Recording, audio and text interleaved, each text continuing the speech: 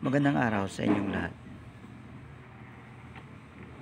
Pag-aralan natin ang salita ng Panginoon mula sa Mateo chapter 6 verse 33. But seek ye first the kingdom of God and His righteousness, and all these things shall be added unto you. Napakagandang isipin na tinuturo ng Panginoong Hesus na unahin natin ang kanyang kaharian, ang kanyang katuwiran, at ang lahat ay pawang idaragdag lamang para sa atin. Subalit saan nga ba nagumpisa na tayo ay hindi nakabilang o hindi na nakakatanggap ng benepisyo mula sa kaharian ng Diyos? Tingnan natin sa Genesis.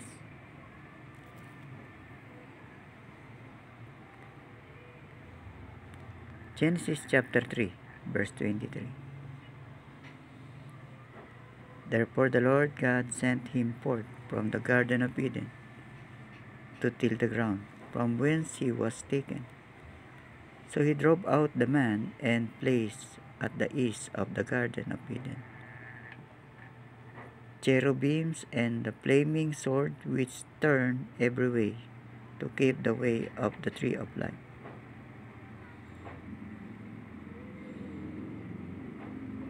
Makikita natin sa talatang ito sa Genesis chapter 3 verse 23 hanggang 24. All things is provided sa tao sa Garden of Eden. Subalit nawala ito, ang benepisyong ito, dahil sa pagsuway nila sa Diyos. Nung kainin nila ang fruit of knowledge in good and evil. Kaya nang dumating ang Panginoong Hesus, isa ito sa mga tinuro niya. Seek ye first the kingdom of God. Nais ng Panginoong Hesus na makita natin ang kanyang kaharian. Subalit kung si Adan at si Eva ay pinalayas na sa Garden of Eden at hindi nag-benefit ng kingdom of God ang panahon na yun, ano ang garantiya na tayo ay magbe-benefit sa kasalukuyan? Sabi ito, and His righteousness, and all these things shall be added unto you. Para bang ibabalik ng Panginoon ang nawala kay Adan sa kasalukuyang panahon sa ating mga tao, na ng panahon na nando sila sa Garden of Eden ay all things ay nandun. Mga prutas, lahat ng pagkain, hindi na kailangan nila magsaka. Subalit nung sila'y nagkasala, kailangan nilang magsaka. Makikita natin sa verse 23 ng Genesis chapter 3. To till the ground from whence he was taken. At samantalang dito, parang nais niyang ibalik sa Mateo chapter 6 verse 33. All things shall be added unto you. Totoo. Nais ng Panginoon na muling ibalik ang mga benepisyo ng mga tao sa kaharian ng Diyos. Subalit, ito'y makukuha lamang kung tayo'y manunumbalik sa kanyang kaharian at mamumuhay sa kanyang katuwiran and His righteousness. Pinag-aralan natin sa mga nakalipas na video na ang kanyang righteousness walang iba kundi ang Panginoong Hesus. At ang kaharian ng Diyos ay nag-uumpisa mula sa Panginoong Hesus sinabi ng Panginoong Hesus sa Mateo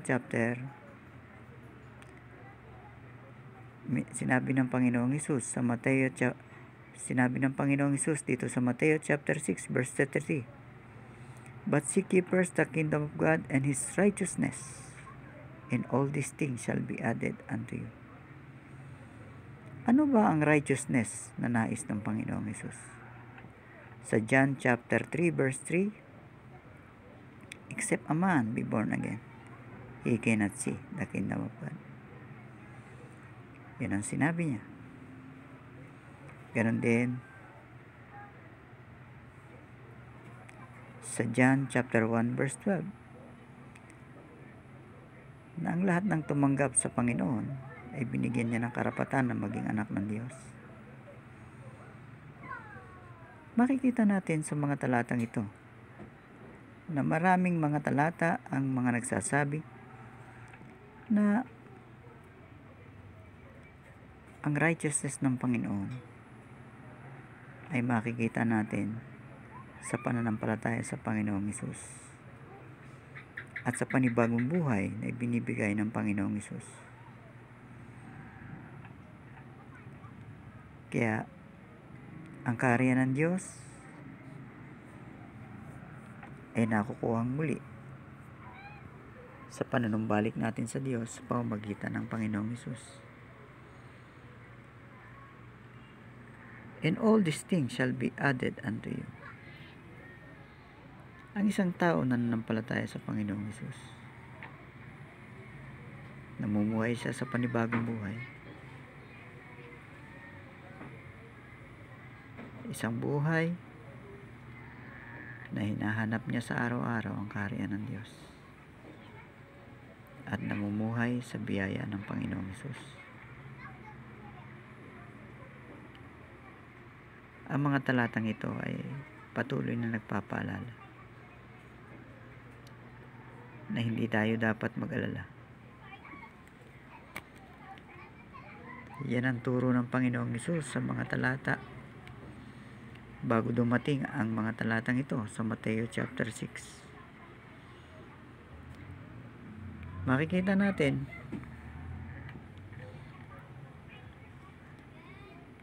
na tinuturuan tayo ng Panginoong Hesus na huwag mag-alala.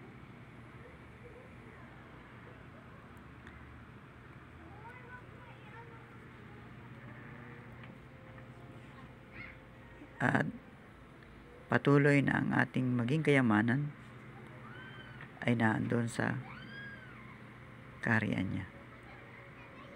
Sabi dito sa unang mga talata ng Mateo chapter 6 verse 21, For where your treasure is, there will be your heart be also.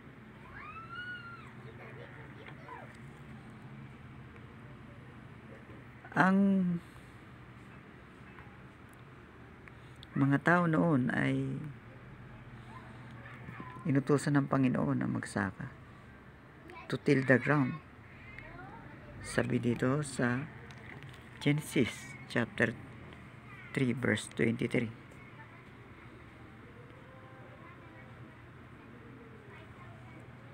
At sila ay hindi na nila nakuha ang benepisyo ng buhay sa Garden of Eden.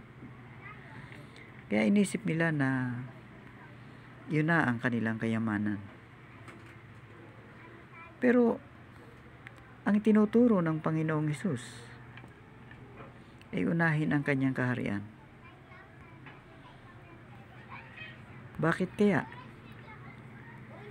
Kasi ang totoong kayamanan ay nandun pa rin sa kaharian ng Diyos. Andun pa rin. Kaya nga sabi ng Panginoon sa verse 20, the light of the body is the eyes. If therefore thine eyes be single, thy whole body shall be full of light.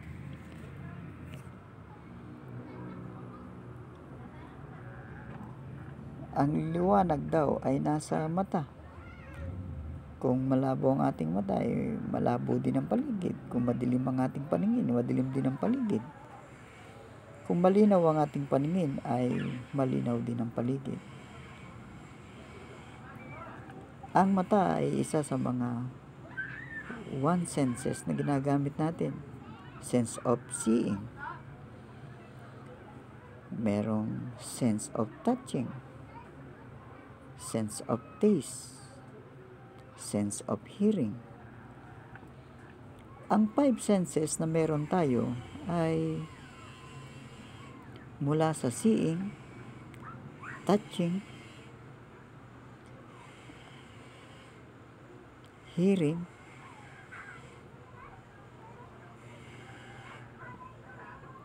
hindi dito nababanggit ang senses about faith kasi ito ay sa physical lamang.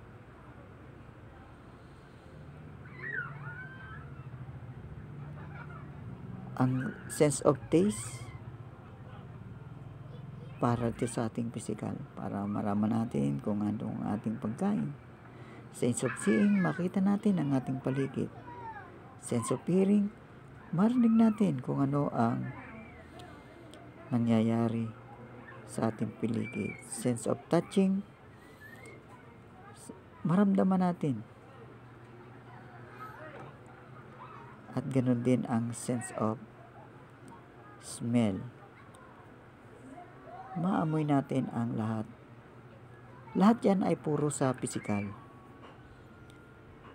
Subalit ang spiritual ay paano tayo magkakaroon ng sense of spirituality? Maramdaman natin ang mga bagay na spiritual. Ito ay sa pamamagitan ng sense of faith. Kaya nga, hindi natin mararamdaman ang kaharian ng Diyos kung wala nito. But seek ye first the kingdom of God and His righteousness. Kailangan natin magkaroon ng pananampalataya sa Panginoong Hesus. Mararamdaman natin ang kaharian ng Diyos. At ang mga bagay sa mundong ito ay hindi ito ang magiging priority natin. Kaya nga sinabi ng Panginoon,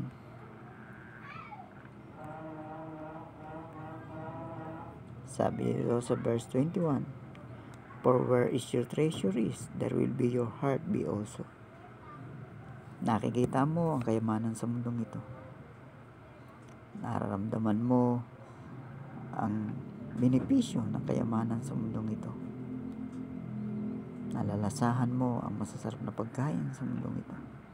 Naamoy mo ang mga bagay-bagay na magaganda at mababangong pagkain. Lahat nakikita mo mga magaganda, mga maayos na bahay, sasakyan. Naririnig mo ang mga papuri sa iyo. Pero pag inuna mo ang kaharian ng Diyos,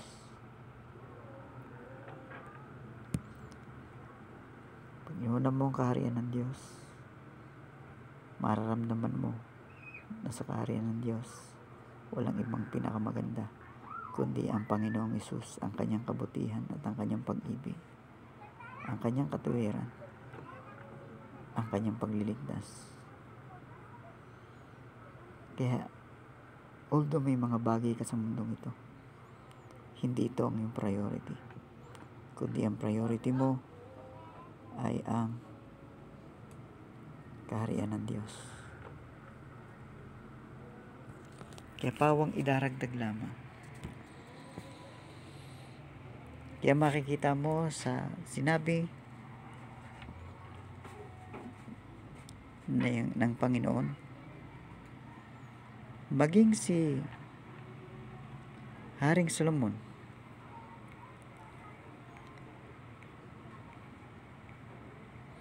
pag tiningnan mo,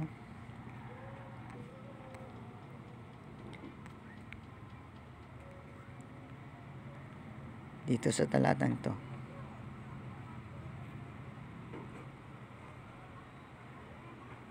sa verse 29 ng Mateo chapter 6, And yet I say unto you, that even Solomon in all his glory was not arrayed like one of these. Si Solomon, kahit nandun siya sa panahon ng kanyang kasaganaan, binigyan tayo ng paalala ng Panginoon.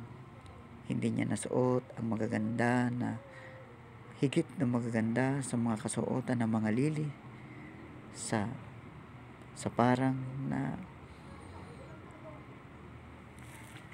isang araw ay gagatong lamang o malulanta lang. Hindi yan nasuot ni Haring Solomon. Ibig sabihin, ang lahat ng kay Haring Solomon na naranasan ay mga bagay lamang na kinailangan niya noong panahon niya. Kaya nga, dahil inuna ng Panginoon para sa atin yung mga bagay lamang na kailangan natin. At ang dapat priority natin ay ang kanyang kaharian.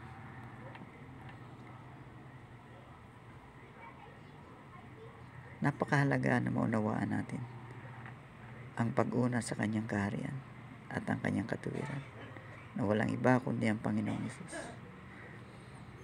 Tayo mamuhay doon sa ating pananampalataya. Ito ang isang buhay na nais ng Panginoong Hesus na matutunan natin. Hindi natin dapat mag-alala sa araw ng bukas, sa ating susuotin o kakainin, sapagkat ang Diyos ang nakakaalam ng lahat ng bagay. Ang mahalaga, unahin natin ang kanyang kaharian. Pag sinabing pawang daragdag, hindi naman ibig sabihin hindi natin kailangan ng mga bagay na dito sa mundong ito. Kailangan natin. Subalit, hindi ito ang ating priority. Kaya dapat maunawa natin ang konteksto na sinasabi ng Panginoong Hesus. Tama na tayo magtrabaho, kumita ng pera, mag-provide ng mga pangailangan sa pamilya. Pero ang priority natin ay ang kaharian ng Diyos. Higit sa lahat sa ating pamilya ay makita ng bawat isa ang kahalagahan ng kaharian ng Diyos at mamuhay sa kanyang katuwiran sa pananampalataya sa Panginoong Hesus. Magandang araw sa inyong lahat. Sana ang Matthew chapter 6 verse 33 ay maging paalala sa atin na ang laging unahin ay ang kaharian ng Diyos.